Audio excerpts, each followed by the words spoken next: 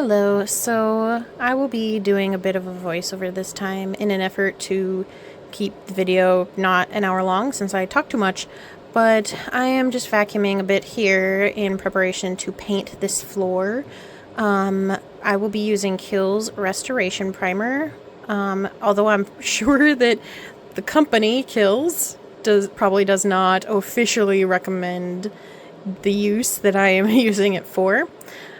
We believe, because of the age of this house, that this paper backing that is left behind after we removed the linoleum in the kitchen, it probably has asbestos. So I'm using this primer to encapsulate the asbestos.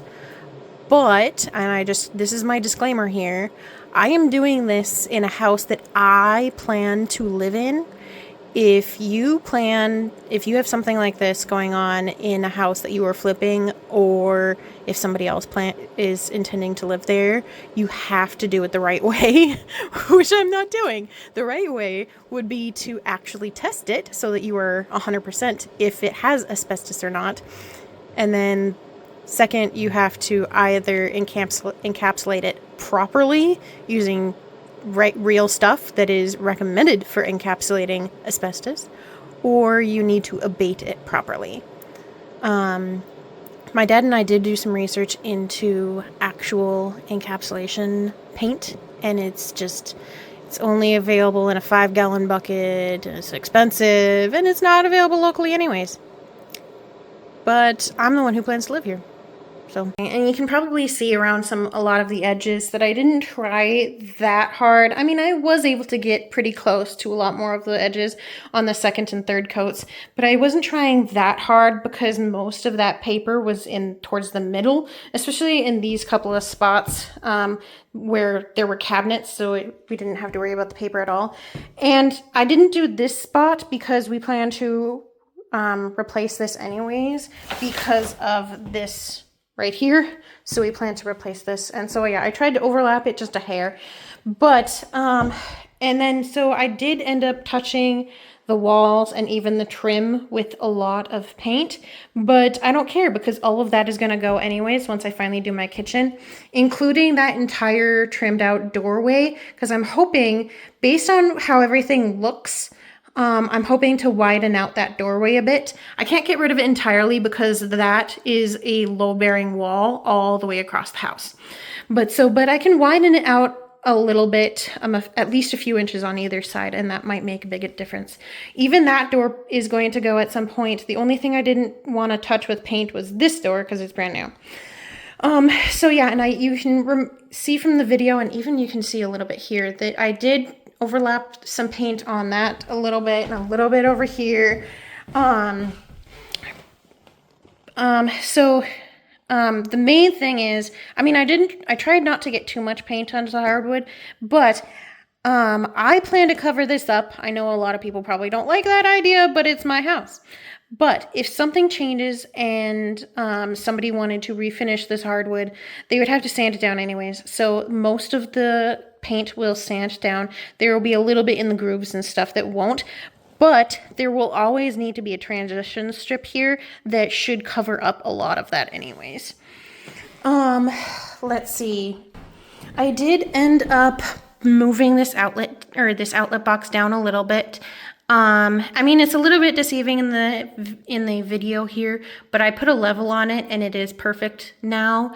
But yeah, because even though it would have been hidden behind the TV stand, that still would have bothered the ever-living hell out of me.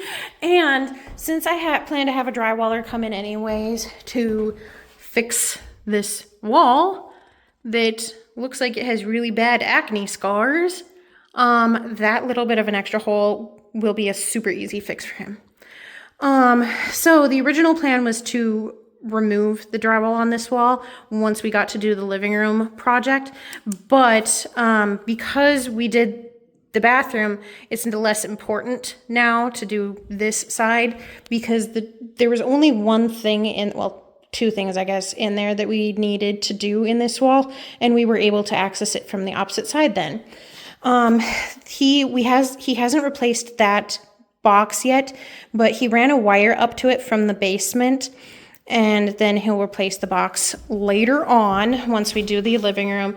The only other thing was there is a wire going this direction from that outlet over to here, and he'll just cut it off and abandon it in the wall. That'll be fine. But yeah, so speaking of the drywaller, I have scheduled him finally. He's scheduled for around 2 weeks out because I finally have all of the permit stuff figured out. I spoke to the city building inspector and we are all good to go there. So my plumber, I believe, resubmitted his permit and that came through.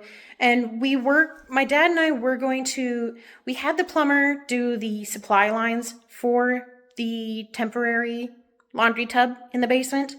And we were going to do the drain line. But long story short, we didn't end up accomplishing that.